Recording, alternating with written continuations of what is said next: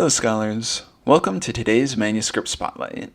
Today, we'll be looking at the oldest surviving Hebrew Bible manuscript after the Dead Sea Scrolls, known as the Ashkar-Gilson Manuscript II. This manuscript is currently housed at Duke University, and I had the incredible opportunity to be able to see it in person, so stick around for that. It was written between 6 and 700 CE, which has been confirmed by carbon dating, and was originally from the same scroll as another surviving fragment, known as the London Manuscript. It's part of a Torah scroll, which means that it only has writing on one side and is written without vowelization. While this manuscript only contains portions of Exodus 13:19 through 16:1, its age and contents make it significant to our understanding of how the Masoretic text tradition developed. There's a frustrating gap of nearly a millennium between the latest of the Dead Sea Scrolls and the next oldest surviving Hebrew manuscripts, making it difficult to trace the development of the Masoretic Hebrew text that would eventually become the basis for nearly all Hebrew Bibles. However, this manuscript is a sort of missing link that helps fill in some of the previously unknown gaps, which I'll discuss soon. When I saw that this manuscript was housed at Duke University, I knew I had to see it in person.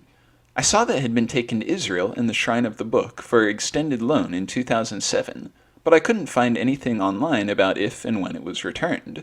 But Duke's website said that it was available, so I made an appointment to view it. To my surprise, it had been returned to Duke in 2015, and a week later, I was sitting in front of the oldest post-Dead Sea Scrolls Torah scroll. It's hard to convey how awe-inspiring it was, sitting in front of a manuscript of such age and significance. After I got over being starstruck, a few things about the fragment jumped out at me. It was significantly larger than I expected it to be from the pictures I'd seen, measuring about 18 by 10 inches. The scroll is, unfortunately, in a very damaged condition, but it was slightly easier to read in person than it is in this scan I took. Fortunately, I was able to obtain a conserved infrared spectrum photograph that's much easier to read that I'll be using today. I want to say a huge thank you at this point to Duke University and the David M. Rubenstein Library staff for giving me access to this manuscript in person and for providing full spectrum scans of the manuscript. They were a pleasure to work with, and this video was only possible because of their help. The Ashkar-Gilson Manuscript II contains most of what is known as the Song at the Sea, which Moses and the Israelites sang after crossing through the Red Sea, or Reed Sea. This manuscript is especially significant because it is the first known attestation of the unique Masoretic layout of the Song at the Sea, using what is known as the half-brick over whole-brick grouping of words, which is not seen in the Dead Sea Scrolls, but is consistent throughout the Masoretic tradition. The manuscript is precisely ruled both horizontally and vertically, to ensure that each line is even and within the margins. In fact, the Ashkar-Gilson manuscript was made with such quality and attention to detail that scholars believe it may have been a model scroll that other scrolls and codices were based off of.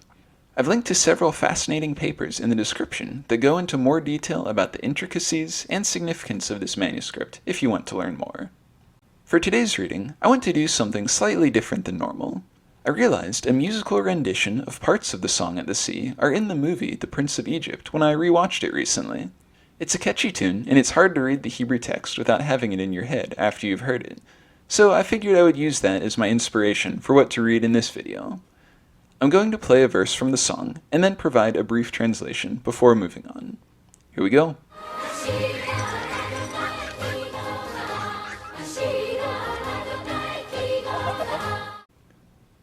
Asherah, I will sing, Yahweh, to Yahweh, or to Adonai, the Lord. In the song they substitute Adonai, meaning Lord, for the name of God.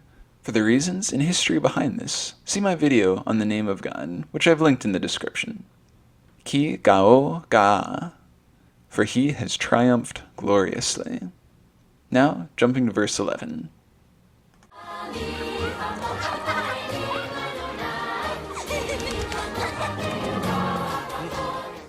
Mi chamocha, who is like you, ba'elim Yahweh, among the gods, Yahweh.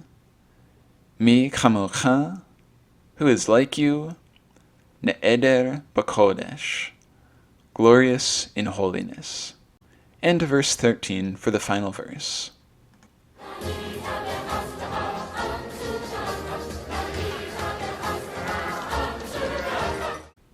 Nachita, you have led forth, b'chesedekha, in your mercy, Amzu, the people whom, Ga'alata, you have redeemed, a fittingly rousing song for a triumphant occasion. I hope you've enjoyed exploring and learning about this manuscript together. Please let me know if you have any questions, comments, or suggestions, and I'll see you again on the next Manuscript Spotlight.